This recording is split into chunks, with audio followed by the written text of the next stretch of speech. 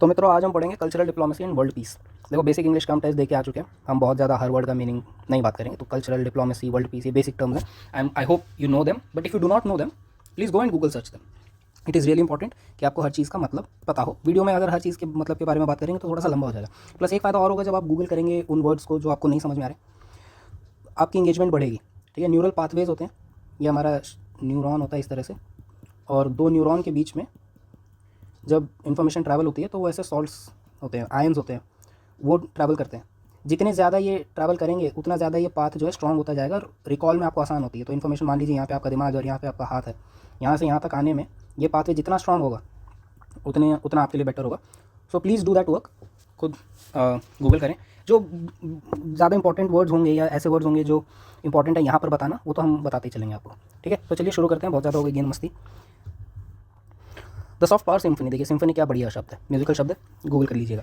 तो the soft power symphony, cultural diplomacy weaves nations together through art, heritage and shared narratives transcending borders where hard power falters. Hard power क्या होता है? Basic जो आपकी, जी हमारे पास तीर है, हमारे पास बाण है, हमारे पास धनुष है, वो सब हार्ड पावर हो गई।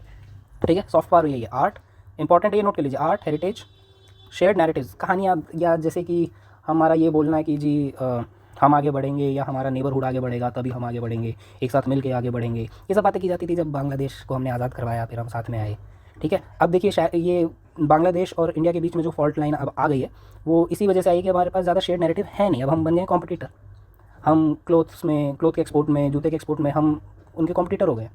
तो ये एक प्रॉब्लम बन गई है। ठीक है, तो जब शेयर्ड नैरेटिव्स होते हैं, सेम कहानियाँ होती हैं, सेम हीरोज़ होते हैं, तो हमारे ताल्लुकात बेहतर रहते हैं। ट्रांसेंडिंग बॉर्डर्स, ये तो बहुत बेसिक सी बात है कि बॉर्डर्स को ट्रांसेंड करता है।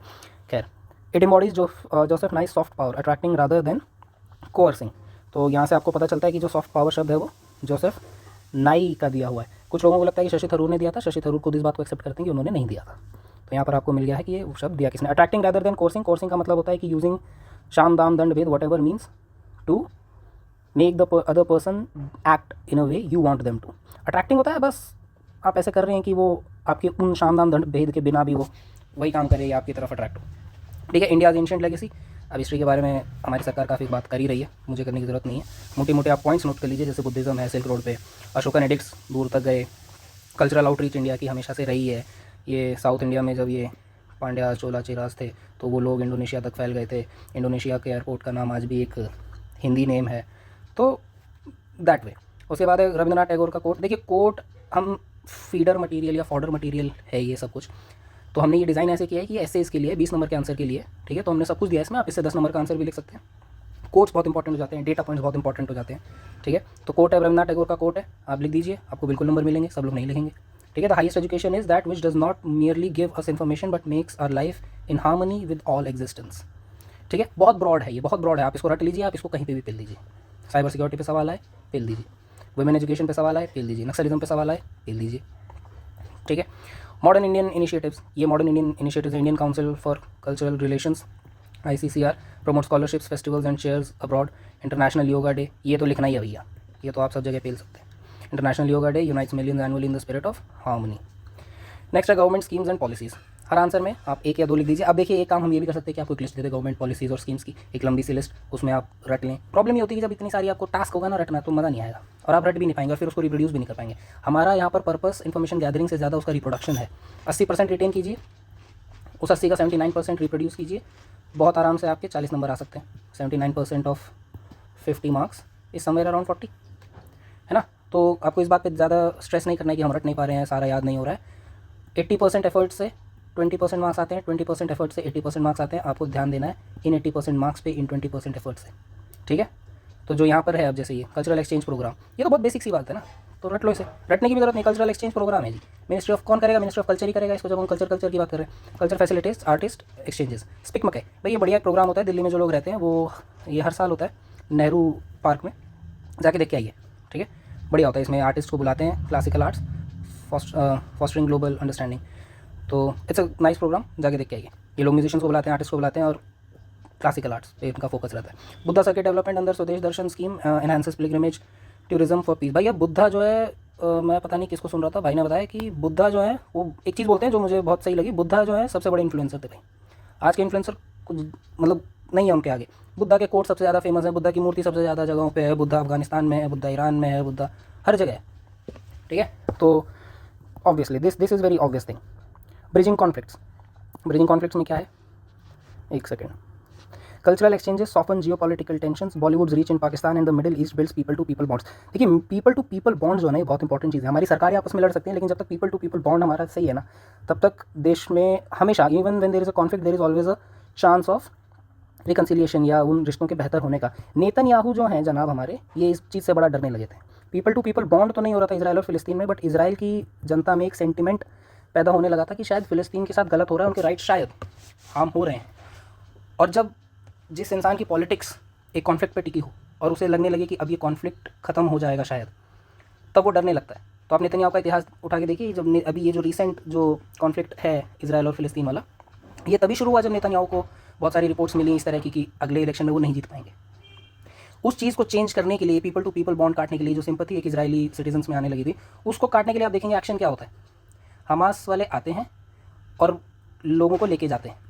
ये प्रोपोगेंडा भी हो सकता है, ये हकीकत भी हो सकती है। हम मान के चलते हैं कि ये हकीकत है, ठीक है। उन्होंने क्या करा, सिटीजन्स को किडनैप किया और ले गए। क्यों, ये इतना स्पेसिफिक कैसे है कि सिटीजन्स को किडनैप करा और ले गए? क्योंकि इसराइली जो सिटीजन्स हैं उनके मन में ये भरना है कि भैया आपका जो सिंपैथी आपके अंदर जो मन आने लगा था वो ठीक नहीं है, क्योंकि उससे लीडर डरता है, ठीक है।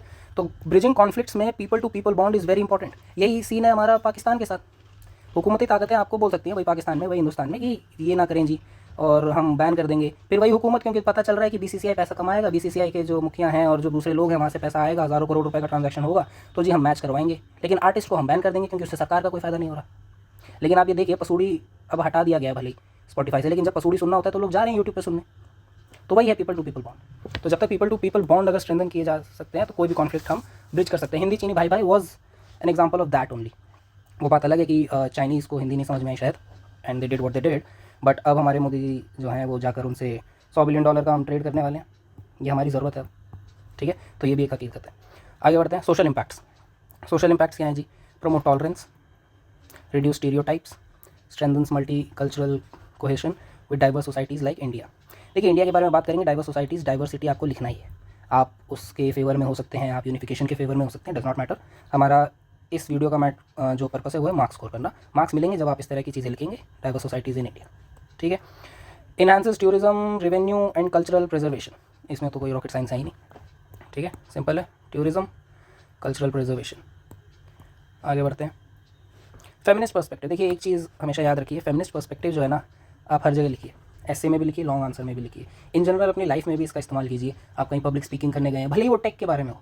फेमिनिस्ट पर्सपेक्टिव इज समथिंग, भाई फेमिनिस्ट पर्सपेक्टिव का क्या मतलब होता है कि आप किसी भी चीज़ को फेमिनिस्ट लेंस से देखें। फेमिनिस्ट लेंस का ये मतलब नहीं है कि वो जो आपके दिमाग में भर दिया गया है कि मैन हेटिंग होता है फेमिनिज्म, नहीं। जाके फेमिनिज्म के बारे में थोड़ा सा पढ़िए। फेमिनिस्ट पर्सपेक्टिव होता है कि you keep women in centre and then look at things, या look at things from the women's perspective, ठीक है। यूपीआई का जो फॉर एग्जाम्पल यूपीआई का जो इम्पैक्ट मेन की लाइफ में है, ज़रूरी नहीं है सेम इफेक्ट विमेन की लाइफ में, ज़रूरी नहीं है क्या, इनफैक्ट आई टेल यू कि नहीं है। For example men have become very basically main के लिए बहुत आसान हो गया यूपीआई आने के बाद ट्रांजैक्शंस करना। बिना कैश के वो लोग जा सकते हैं, कहीं पे भी सामान खरीद सकते हैं, देर रात दिन रात सुबह शाम किया जा सकता है। पर आप उस औरत के बारे में सोचिए, उस घर में बूढ़ी माँ के बारे में, बूढ़ी दादी के बारे में, या अपनी उस मौसी के बारे में जिसका आज बैंक अकाउंट भी नहीं हो। आप लोग दिल्ली से आते हैं, मुंबई से आते हैं, कलकत्ता चेन्नई से आते हैं, आप लोग खुशकिस्मत हैं, हो सकता है आपने ये ना देखा हो। मैं ग्रामीण परिवेश से आता हूँ, मेरी मौसी को मैंने देखा उनके पास बैंक अकाउंट भी नहीं, क्योंकि गाँव में रहती हैं। तो अब वो यूपीआई का कैसे इस्तेमाल करेंगी? ऑल्सो क्योंकि मौसा जी अब यूपीआई का इस्तेमाल कर सकते हैं, he does not take out so much cash. अब it does not take out so much cash का ये मतलब है कि उनकी सारी ज़रूरतें यूपीआई से पूरी हो रही है। लेकिन घर में जब मौसा जी पैसे देते थे, और मौसी जी हमारे जो है मेरी, वो किसी भी नॉर्मल महिला की तरह उसमें से कुछ पैसे जो बचा के रख लिया करती थी इमरजेंसी के टाइम पे, वो एक्सेस तो चला गया यूपीआई की वजह से। तो डिस्प्रोपोर्शनेट इफेक्ट है ना। और ये एक सिर्फ एक एग्जांपल है। तो इस फेमिनिस्ट पर्सपेक्टिव का आप इस्तेमाल हर जगह कर सकते हैं, सब जगह करना चाहिए आपको। ये आपको एज भी दिलाएगा, प्लस आपके खुद के जो अंडरस्टैंडिंग है वो और होलिस्टिक हो जाएगी। क्योंकि देखिए महिलाएं 50% है हमारी आबादी का, आप इनको इग्नोर नहीं कर सकते। और प्रॉब्लम ये है कि हम जो पढ़ रहे हैं, जो लिख रहे हैं, वो maximum time it has a male gaze, ठीक है। मैं भी मेल हूँ, आपको पढ़ा रहा हूँ, मैं ढूंढ रहा हूँ मेरी कोई दोस्त अगर तैयार हो जाए हमारे साथ क्लासेस के लिए, क्योंकि वो एक अलग पर्सपेक्टिव लाता है और पढ़ाई में भी पर्सपेक्टिव चेंज होता है। तो आपको एक टॉपिक अगर किसी मेल टीचर से पढ़ रहे हैं, कोशिश कीजिए उस टॉपिक को फीमेल टीचर से भी पढ़िए, आपको फ़र्क समझ में आएगा, ठीक है। ये बात हो गई फीमेल पर्सपेक्टिव की। आगे बढ़ते हैं, मैं इसको मिटा दूँ एक बार, ठीक है। आपको फीमेल पर्सपेक्टिव है क्या? Women artists and performers often become ambassadors of peace yet remain underrepresented in formal diplomacy. देखिए कितनी इंपॉर्टेंट बात है। हैंडीक्राफ्ट्स के नाम पे हम पूरे मेले लगा देते हैं। मैक्सिमम हैंडीक्राफ्ट्स कौन कर रहा है? फीमेल्स कर रही हैं भाई, गांव में बैठ के क्रोशे का काम, बुनाई का काम, कारपेट बनाने का काम, या ये मधुबनी पेंटिंग्स हो गई, घर में फीमेल्स कर रही हैं। और ये डिप्लोमेटिक टूल बन जाता है कि हमारे पास जी राष्ट्रपति आए कहीं से, किसी के प्रधानमंत्री आए, किसी देश के महाराजा आए, महारानी आई, उन्हें हम गिफ्ट दे रहे हैं मधुबनी पेंटिंग, बनाई है वो महिला ने।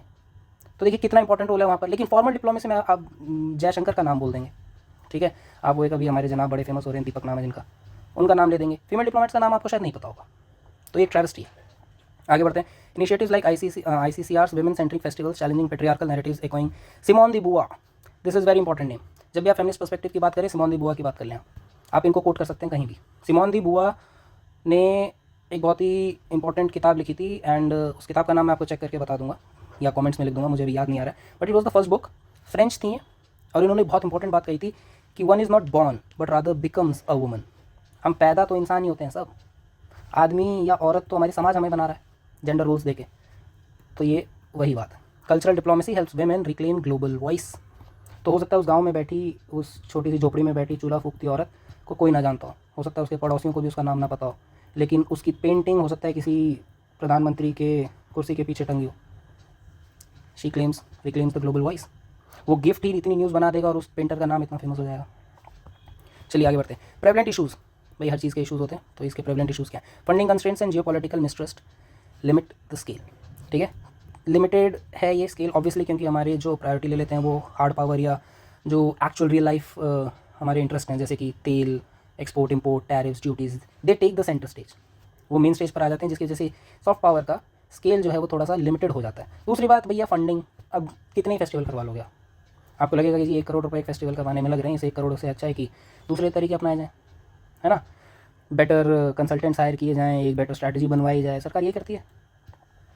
आगे बढ़ते हैं। Digital miss information distorts cultural narratives. भैया इसको तो जितना, भैया से मेरा मतलब सिर्फ भैयाओं से नहीं है, बहनें जो सुन रही हैं उनसे भी है कि डिजिटल मिस इन्फॉर्मेशन, इसको जितना स्ट्रेस किया जाए, एक तो ये इतना, ये आलू है बेसिकली। डिजिटल मिस इन्फॉर्मेशन जो है ना, ये आपके लिए आलू है। नेशनल सिक्योरिटी की बात हो, नक्सलिज्म की बात हो, या वुमेन सेफ्टी की बात हो, या एजुकेशन की बात हो, साइंटिफिक टेम्परामेंट की बात हो, कॉन्स्टिट्यूशन की बात हो, पीस की बात हो, हेल्थ की बात हो, कुछ भी हो, डिजिटल मिस इन्फॉर्मेशन और मिस इन्फॉर्मेशन आप लिख दीजिए, ये आलू है, सब जगह फिट बैठे।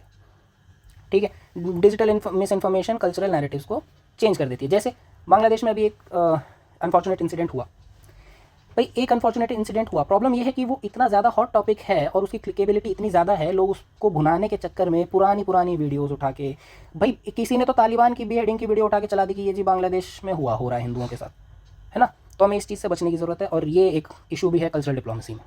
ठीक है, आपको एक याद होगा कोविड में वो जो जमात वाला जो सीन हुआ था, ठीक है, डिजिटल मिस इन्फॉर्मेशन इतनी ज़्यादा हो गई, हमारी जो मीडिया है उसने भी हमारी कुछ खास हेल्प नहीं करी, हमारे ताल्लुकात इंडोनेशिया से बिगड़ने लगे। भाई इंडोनेशिया से हम लोग और उधर की कंट्री से हम लोग इतना पाम ऑयल इंपोर्ट करते हैं। पाम ऑयल क्या करता है? पार्ले जी बनाता है। पार्ले जी कौन खाता है? गरीब रिक्शा चलाने वाला आदमी। मिस इन्फॉर्मेशन फैला रहे हैं बैठ के वो लोग जिनके पास डिवाइसेज हैं, जिनके पास एक्सेस टू द इंटरनेट और दीज रिसोर्सेज है। फ़र्क क्या पड़ रहा है? इंडोनेशिया से ताल्लुकात ख़राब हो गए, पाम ऑयल का इंपोर्ट उन्होंने बंद करवा दिया, पार्ले जी का कॉस्ट बढ़ गया, पार्ले जी में नंबर ऑफ बिस्किट्स कम हो गए। तो इस तरह के इफेक्ट्स पड़ते हैं मिस इन्फॉर्मेशन से। ठीक है, तो ये एक एग्जांपल है। अब उस चीज़ को सॉर्ट करने के लिए फिर हमारे पीएम को ट्वीट करना पड़ा और बोलना पड़ा देशवासियों को कि आप लोग मिस इन्फॉर्मेशन ना फैलाएं और इस तरह के भावनाएं ना रखें और सौहार्द बना के रखें। सौहार्द क्या होता है? जाके गूगल कीजिए, उसकी इंग्लिश गूगल कीजिए और उसका इस्तेमाल कीजिए अपने एसेज में। Next, contemporary examples. India G20 presidency, ये भी एक डिसेंट आलू टाइप ही है, आप कहीं पे भी इसका इस्तेमाल कर सकते हैं। India G20 presidency showcase cultural diversity through Vasudhaiva Kutumbakam, theme fostering inclusive dialogue. Korean wave hallyu, भाई कोरियन वेव ये बहुत इंपॉर्टेंट टॉपिक है, ये एक स्टैंड अलोन टॉपिक भी है। IB के अपने इतना मतलब का नहीं है, बाकी अगर दूसरे एग्जाम्स की आप अगर प्रिपरेशन कर रहे हैं तो कोरियन वेव के बारे में एक बार पढ़ लीजिए। कोरियन वेव वही है कि बोबा टी का फेमस हो जाना, ठीक है, किमची का फेमस हो जाना और K-pop का इतना पॉपुलर हो जाना इंडिया में, अचानक से इतने सारे कोरियन रेस्टोरेंट्स आ जाना, that is Korean wave. Hello is the one word for Korean wave. Demonstrates how cultural diverse economies. एक चीज़ आपको बता दूं, जब से इंडिया में कोरियन वेव आई है, सियोल जाने वाले लोगों की संख्या बढ़ गई है, सियोल का टूरिज्म शूट अप कर गया। यही एग्जांपल है सॉफ्ट पावर का। एक और एग्जांपल आपको दूं, एनीमे। भैया World War II में एक तो हार गए जापानीज़, उसके बाद उनकी इमेज भी दुनिया में कुछ अच्छी नहीं थी। World War II की जो जापानीज़ इमेज है वो ये है कि वो बहुत कट्टर होते थे भैया, वो बिल्कुल ही मर्सी नहीं दिखाते थे। उसको वाइट वॉश करने के लिए जापानीज़ ने क्या करा? एनीमे। आप में से बहुत लोगों ने एनीमे देखा होगा, पोकेमॉन, बेब्लेड, ये सब तो हमने बचपन में देखा ही है। ये तो इसमें तो कोई नहीं बच सकता। आज आप हो सकता है एनीमे फैन ना हो और ना देख रहे हो, पर इनसे तो कोई नहीं बचा ना। This is just an example of that. Way forward, ये वे फॉरवर्ड क्या है? Increase digital cultural platforms, gender inclusive delegations. देख लिया, जेंडर इंक्लूसिव डेलीगेशंस, ये डेलीगेशंस की बात हो रही है, यूजुअली फॉर्मल डिप्लोमेसी में आता है, ठीक है। And collaborations with diaspora, as Nehru envision, peace is not merely the absence of war but the presence of justice, of law, of order. Cultural diplomacy remains India's timeless instrument for crafting that enduring peace. ठीक है, diplomacy की जहाँ बात आती है, आप चाणक्य का कोई कोट भी लिख सकते हैं, ठीक है। जैसे दीपक साहब बोलते हैं कि हमने तो डिप्लोमेसी चाणक्य से सीख की है, तो नेहरू का देखिए ये एक बहुत इंपॉर्टेंट कोट है। इंपॉर्टेंट क्या मतलब, ये बहुत मीनिंगफुल कोट है, ठीक है। ये आप बहुत जगहों पे यूज़ कर सकते हैं, इसलिए हमने इसका इस्तेमाल किया। आपके पास कोई बेटर कोट हो, आप प्लीज़ भी प्रमोट दिस, कि आप अपनी मेहनत करें और कुछ नया ढूंढें। But at this point of time, जहाँ पर टाइम बहुत कम है, आप इसके साथ भी जा सकते हैं, ठीक है। ज़्यादा सोचने की जरूरत नहीं है कि सरकार नेहरू जी के पीछे पड़ी हुई है, इसके नंबर कटेंगे, नहीं होता। वो सिर्फ टीवी पे करने की बातें, वो सब नहीं होता, ठीक है। चलिए, all the best, next video में आपसे मिलते हैं।